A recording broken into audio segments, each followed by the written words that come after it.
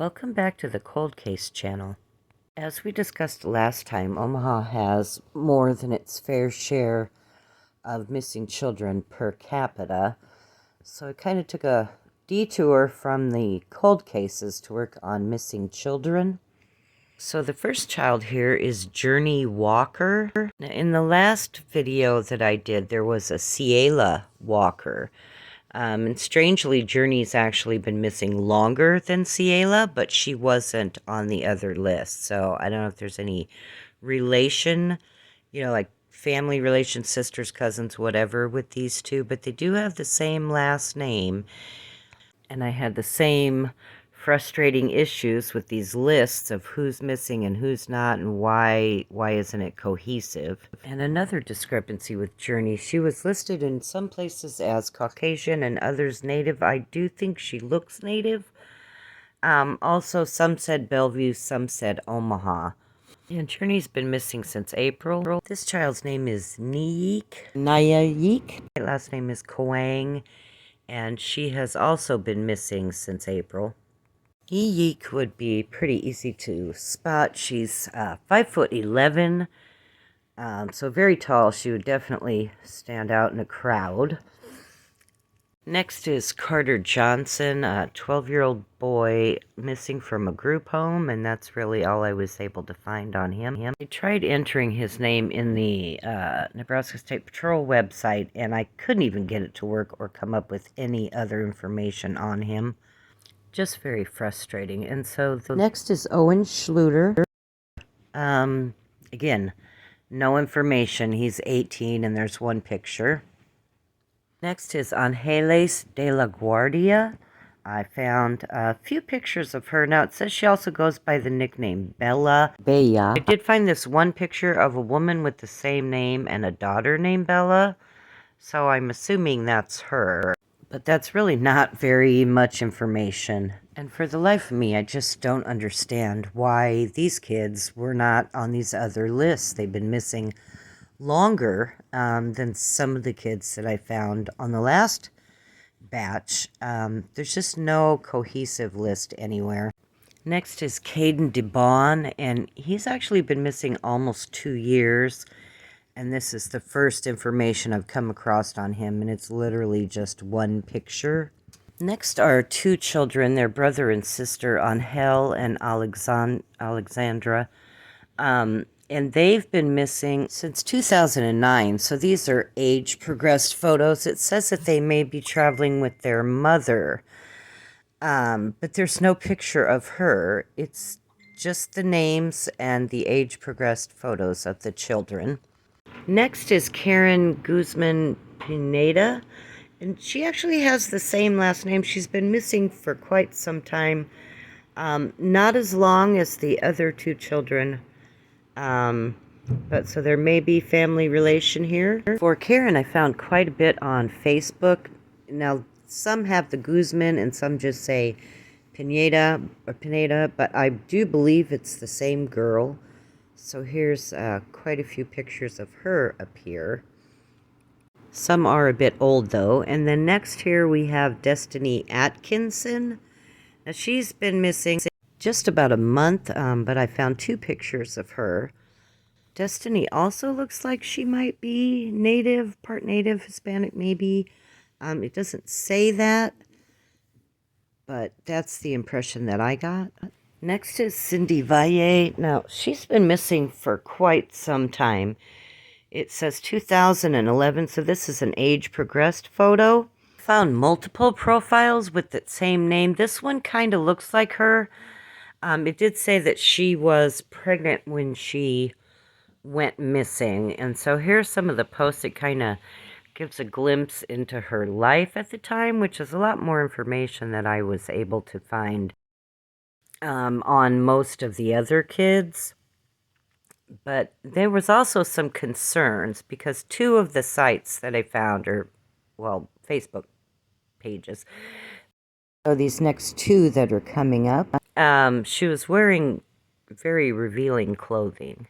So hopefully it's not a case of trafficking. And then I found a picture with more babies. And then this was from her family. And so someone uploaded the information to Reddit. So it says that she was 16 and 5 months pregnant with a girl, and that there may have been some kind of adoption scam involved where the people were maybe conning her. So I do hope that this older person whose profile has the same name is the same girl.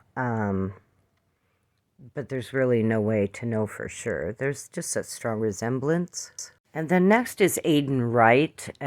With him, I was able to find a lot of pictures and more information. There were several Facebook profiles that appear to be this same boy based on like mutual friends and relatives. And you can see the pictures the same.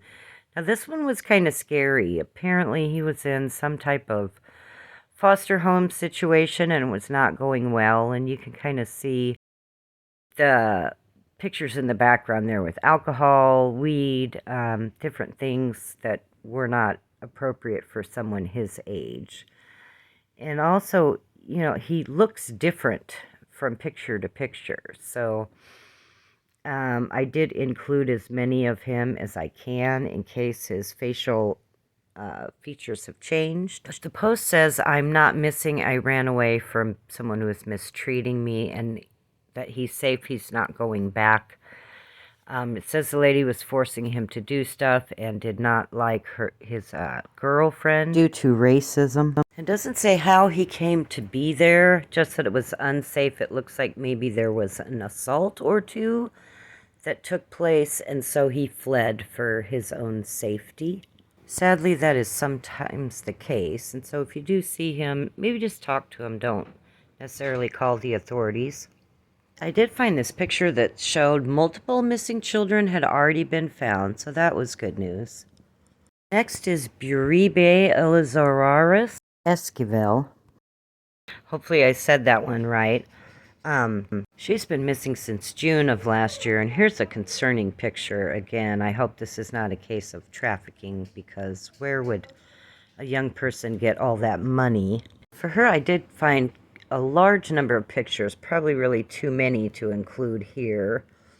I just put a few that were the most recent, and one from when she was little. And then last is Ryan Larson, who was an 11-year-old boy that's been missing since 2021.